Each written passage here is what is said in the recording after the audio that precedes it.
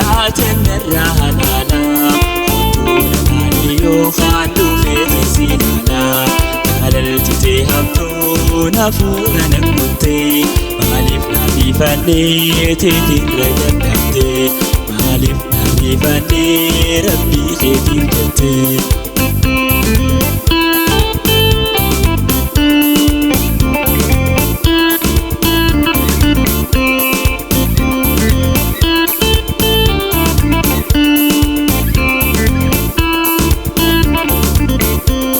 Osonsigu ansi fadde fulu tambira turtiin deeman balleessi tujeetti si gaajira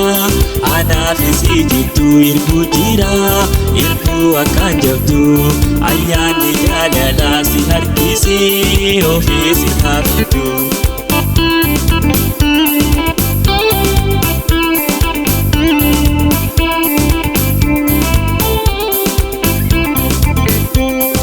Yaadi rakkadde atennerra halala Otuna naniyo khandu feesinala Kalalchite hamtu rafuuna dorkite Malif narifanne teetirra jannate Malif narifanne rabbi keetiin jette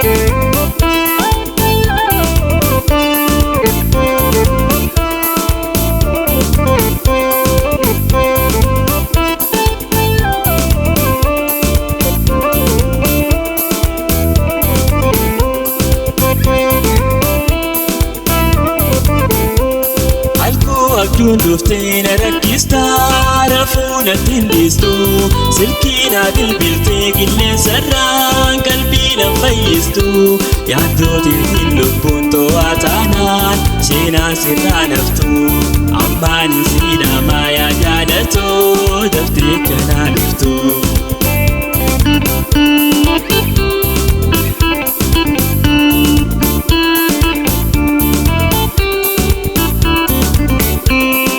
Rakkadde atennerra halala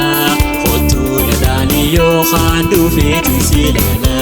Jaalalchite hamtu rafuuna dorkite Malif narifanne teetirra jannate Malif nagubanne teetirra jannate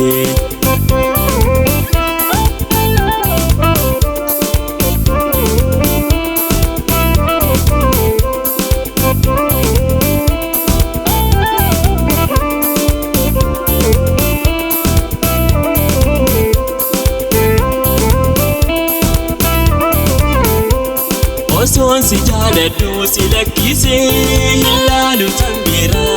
Harkaa guyyaa tokkoon na boojitee na seente foogara Onneentu guggubattee balbaltee maaliif na jallistee Dawaa onneetii yaana boontumee dhugaan yoo naanatee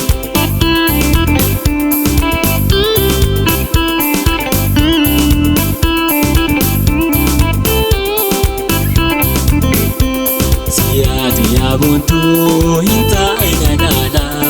Otuna naniyo khandu feesinala Jaalalchite hamtu rafuuna dorkite Malif narifanne teetirra jannate Malif narifanne teetirra jannate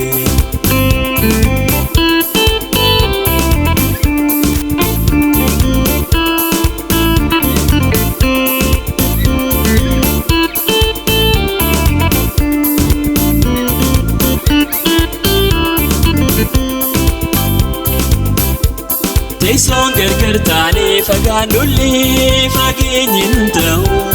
Akka wal jaalannoon naaf iyyatis kan wal dhabnu seemu Akkaan si harkadhu taliilatu bakka yaadeen gahu Teetii fayyaa qabdaa hin miidhamne aan akkamaa ta'u